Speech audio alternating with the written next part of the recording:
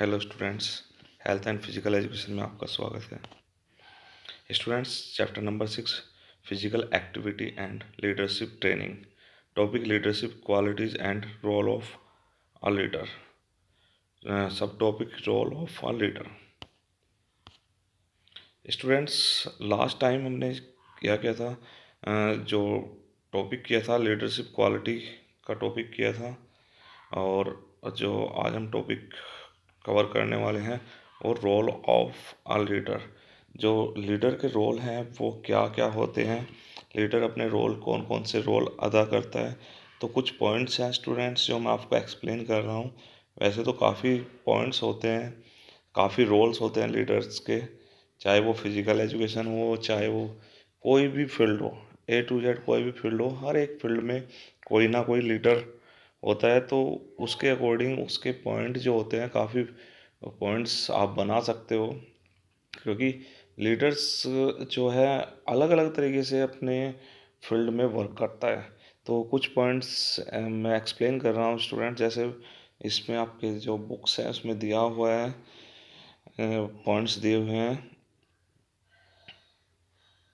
Stretching the situation. तो stretching the situation क्या है? फिजिकल एजुकेशन के लीडर का मुख्य कार्य ग्रुप के, जो ग्रुप का आपका ग्रुप के मेंबर्स की स्थिति होती है या स्ट्रक्चरिंग होती है, को की रचना करना होता है कि कौन सा जो प्लेयर है, अगर हम फिजिकल एजुकेशन या स्पोर्ट्स की बात करें, कि कौन सा प्लेयर किस सिचुएशन में खड़ा होगा, कहाँ पर स्थिति खड़ी, कौन सी स्थिति होगी। अगर आप फॉर एग्जांपल ले लीजिए, जैसे क्रिकेट है, क्रिकेट में जब हम प्लेयर की पोजीशन बनाते हैं कि कौन प्लेयर कवर पर खड़ा होगा, कौन स्क्वायर डीप पर खड़ा होगा, कौन प्लेयर गली में खड़ा होगा। तो ये काम किसका होता है? लीडर का। और लीडर कौन होता है उसमें? कैप्टन। कैप्टन जो फिजिकल जो स्पोर्ट्स में, क्रिकेट में लीडर कौन है? कैप्टन। तो उसका मेन फंक्शन होता है, मेन रोल होता है कि जो स्ट्रक्चरिंग है उन आपके ग्रुप की, वो कैसी हो, उनकी सिचुएशन कौन सी होनी चाहिए। ठीक है ना स्टूडेंट्स? तो ये मेनली फंक्शन है। तो वह एक्चुअल सिचुएशन का सही रूप से विश्लेषण करता है कि जो उसकी सिचुएशन है उसका पहले विश्लेषण करेगा, इवैल्यूएशन करेगा कि उस वो कहाँ पर खड़ा होना चाहिए।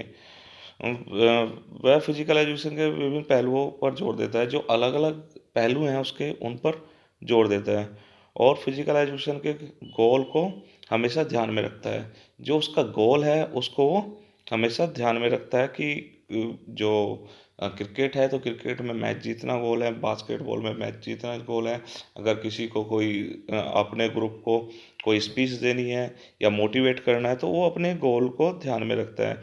यदि ग्रुप के मेंबर उसके विश्लेषण को अच्छी तरह से समझ जाते हैं, अगर वो जो चीज़ कह रहा है उसको वो अच्छी तरह से समझ जाते हैं, तो ग्रुप का को कोऑपरेटिव बिहेवियर पॉसिबल होता है। जो उसका जो बिहेवियर है, वो जो वो चाहते हैं वो पॉसिबल हो सकता है, वो चीज़ वो अचीव कर सकते हैं। फिजिकल एजुकेशन का लीडर प्रत्येक सिचुएशन का बारीकी से ऑब्जर्वेशन करता है। जो लीडर है उसका मेन दायित्व क्या है, रोल क्या है, कि वो हर एक सिचुएशन का बारीकी से ऑब्जर्वेशन करे। चाहे वो टूर्नामेंट, कंपटीशन में वह एक टीम के मेंबर की सिचुएशन का पूर्ण विश्लेषण करता है। हर एक टीम का जो मेंबर है, उसके हर एक पर्सन की पूर्ण रूप से, चाहे वो कंपटीशन है, चाहे वो टूर्नामेंट है आपका, चाहे वो प्रैक्टिस है, उसमें पूरी तरह से उसका इवैल्यूएशन करता है, जिससे कि वह अपनी टीम को का गोल को अचीव कर सके।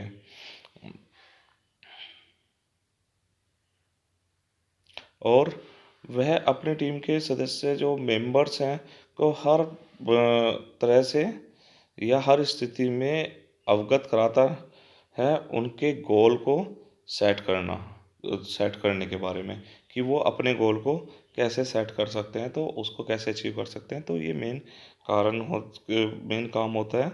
तो ठीक है ना स्टूडेंट्स। तो नेक्स्ट पॉइंट जैसे हम बात करें कंट्रोलिंग ग्रुप बिहेवियर, तो जो फिजिकल एजुकेशन के लीडर होता है उसका मेन जो रोल होता है ये भी होता है कि वो अपने जो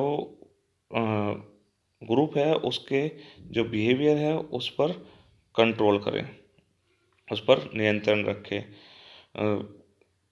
जो टीम का बिहेवियर है उस पर पूर्णतः नियंत्रण रखे। जो टीम का कोई, क्योंकि टीम में एक तरह का पर्सन नहीं होता, सबके जो आप ले मान लीजिए जैसे कि टीम में 10 पर्सन है तो 10 के 10 पर्सन का जो बिहेवियर है वो अलग होगा। तो उसको अपनी पूरी टीम के बिहेवियर पर कंट्रोल करना है कि कोई किसी भी तरह का पर्सन है उस पर पूरा कंट्रोल होना चाहिए। वह सारी टीम के इंटरेस्ट को ध्यान में रखता है। वह इस बात को भी ध्यान में रखता है कि खेलों के नियंत्रण सही ढंग से लागू किए, जो खेलों के नियम हैं, जो रूल्स हैं उनको सही ढंग से लागू किया जाए। वह ऐसे भी नियम लागू कर सकता है जिसमें रिवार्ड व पनिशमेंट का प्रयोग होता है। स्टूडेंट्स, लीडर्स का मेन दायित्व क्या है कि जो उसके ग्रुप है या उसकी टीम है उसको अपने गोल तक अचीव करने तक लेके जाना, और वो उसको कंट्रोल, उसका बिहेवियर जब तक अपनी टीम के बिहेवियर पर कंट्रोल नहीं कर पाएगा तब तक वो किसी भी तरह से अपने गोल में सक्सेस नहीं हो सकता। तो उसे अपनी टीम के कुछ रूल्स बनाने होते हैं, और जो टीम्स का जो स्पोर्ट्स में पार्टिसिपेट करते हैं उसके रूल्स होते हैं जिनको वो ना तोड़े, उन पर भी कंट्रोल करना होता है, और अपने भी कुछ रूल्स में फॉलो करने होते हैं, जैसे कि रिवार्ड व पनिशमेंट। अगर कोई अच्छा प्लेयर या उसका कोई अच्छा मेंबर अच्छी परफॉर्मेंस दे रहा है तो उसको रिवार्ड देना चाहिए। अगर कोई ज़्यादा गलती कर रहा है, बार बार मिस्टेक कर रहा है तो उसको पनिशमेंट देना चाहिए। ये भी एक ग्रुप लीडर का रोल होता है। ठीक है ना स्टूडेंट्स। जैसे कि नेक्स्ट पॉइंट है students, speaking for the group. तो स्टूडेंट्स, फिजिकल एजुकेशन लीडर का एक स्पोक स्पोक्समैन का रोल भी निभाता है। जो लीडर्स होता है वो स्पोक्समैन का रोल भी निभाता है। वह अपने ग्रुप के लिए अपने इमोशन को प्रकट करता है। जो उसका ग्रुप से है उसके लिए वो अपने इमोशन को क्या करता है, उनके सामने प्रकट करता है। वह दूसरे के इमोशन की भी इज्जत करता है। जो दूसरे के इमोशन हैं उनको भी वो इज्जत देता है और उनको समझता है, समझने की कोशिश करता है। वह अपने ग्रुप के मेंबर के इमोशन को शब्दों का रूप देता है। जो उनके इमोशन हैं उन्हें वो एक वर्ड्स का रूप देता है, अ, जो ग्रुप के मेंबर्स हैं, तथा फिर कार्यवाही करता है। अर्थात वह केवल शब्दों में विश्वास नहीं करता बल्कि प्लानिंग फॉर द शब्दों पर विश्वास नहीं करता बल्कि कार्य में भी विश्वास करता है। स्टूडेंट्स, क्या है कि जो ग्रुप का लीडर है वो एक अच्छा स्पोकमैन होना चाहिए, और वो अपने इमोशन पर कंट्रोल करने वाला होना चाहिए, और जो अपने टीम के मेंबर हैं उनके जो इमोशन हैं उनको समझने वाला होना चाहिए, और समझने के बाद वो दूसरे के सामने उनके इमोशन को प्रकट करने वाला होना चाहिए कि वो क्या, मेरे ग्रुप के जो मेंबर हैं वो क्या चाह रहे हैं। ठीक है ना स्टूडेंट्स। और वो केवल सिर्फ बोलने के लिए ही नहीं होना चाहिए, वो उनको उन पर कार्रवाई करने के लिए भी लागू होना चाहिए, करना चाहिए उसको। ठीक है ना स्टूडेंट्स। नेक्स्ट पॉइंट है प्लानिंग फॉर द ग्रुप। तो ग्रुप की प्लानिंग कैसे होनी चाहिए स्टूडेंट्स। स्टूडेंट्स, जो फिजिकल एजुकेशन लीडर है उसको अपने जो ग्रुप है या टीम है के सदस्य के हित में, जो उनके फेवर में हो, इस तरह की अच्छी प्लानिंग बनानी चाहिए, जिनके द्वारा जो टीम है वो भली भांति अपने गोल को आसानी से प्राप्त कर सकती है। अगर अच्छी प्लानिंग है, किसी भी टीम की अच्छी प्लानिंग है या किसी भी लीडर की अच्छी प्लानिंग है तो वो अपने गोल को आसानी से अचीव कर सकते हैं, अर्थात उन्हें बहुत ज़्यादा प्रॉब्लम का सामना करना पड़ेगा।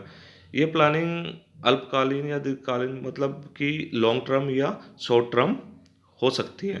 प्लानिंग लॉन्ग टर्म भी हो सकती है, शॉर्ट टर्म भी हो सकती है। आप लास्ट के चैप्टर में पढ़ोगे types of planning. Planning 3 types की होती है फिजिकल एजुकेशन में। किस तरह की?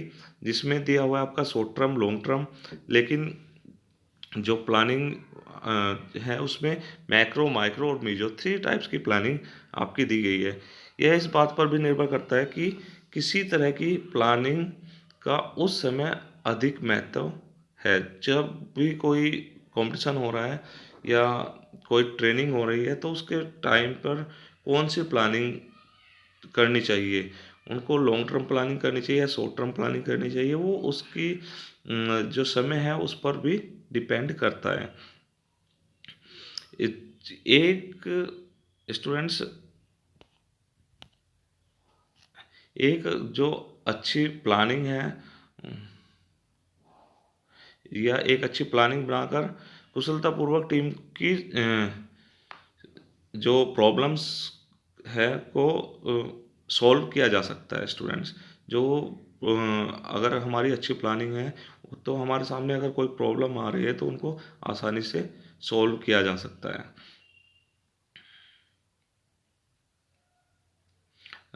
स्टूडेंट्स अगर टीम की कोई प्लानिंग बनाई जा रही है तो उस टाइम जो उसके हर एक पहलू हैं या हर एक उसके दिशा है उस पर गौर देना चाहिए। ये नहीं कि एक साइड देखकर एक ही चीज़ को सोचकर प्लानिंग की जाए, तो सभी सिचुएशन को देखते हुए प्लानिंग की जानी चाहिए।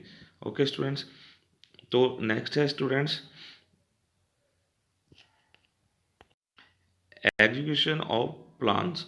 जो हमारे प्लान हैं उसको हम कैसे लागू कर सकते हैं स्टूडेंट्स। उनको जो अच्छे लीडर है, फिजिकल एजुकेशन के लीडर हैं, उनको जो प्लानिंग है जो बनाई है उनको जो लागू करना भी आना चाहिए। ठीक है ना, एक्सप्रेस करना भी आना चाहिए। अगर अपने गोल को अचीव करना है तो ये सब कुछ होना ज़रूरी है कि उनको कैसे, किस टाइम पर, कहाँ पर लागू किया जाए, तो ये चीज़ होनी चाहिए स्टूडेंट्स। तो स्टूडेंट्स कुछ और पॉइंट भी हैं, जैसे लीडर एज इस स्टूडेंट्स लीडर एज रिप्रेजेंटेटिव, मतलब वो किसी भी चीज़ को अपने जो अपने गोल है उसमें क्या क्या प्रॉब्लम आ रही है या उनके प्लेयर्स के साथ कुछ हो रहा है, तो उसको रिप्रेजेंटेटिव करने वाला होना चाहिए, लड़ने वाला होना चाहिए। अब उनके जो अपने ग्रुप है उसके लिए उसके हित में ही उसको बात करनी चाहिए। तो कुछ पॉइंट्स हैं आगे स्टूडेंट्स, इनको रीड कर लेना। मैं इनको इनकी फ़ोटो भी आपको भेजूंगा। Lead leader as a control of internal relationship, जो आपस के रिलेशनशिप है उनको बनाए रखने वाला होना चाहिए, एक दूसरे के इमोशन को समझने वाला होना चाहिए, जिससे कि आपस के रिलेशनशिप और अच्छे बेटर हो सके। ठीक है ना स्टूडेंट्स, तो ये कुछ पॉइंट्स हैं स्टूडेंट्स। ये आपको इसमें से मैंने आपको 8 पॉइंट दिए हैं, 8 में से आपको एनी 5 जो है वो नोटबुक में नोट करने हैं students. Okay students, thank you students.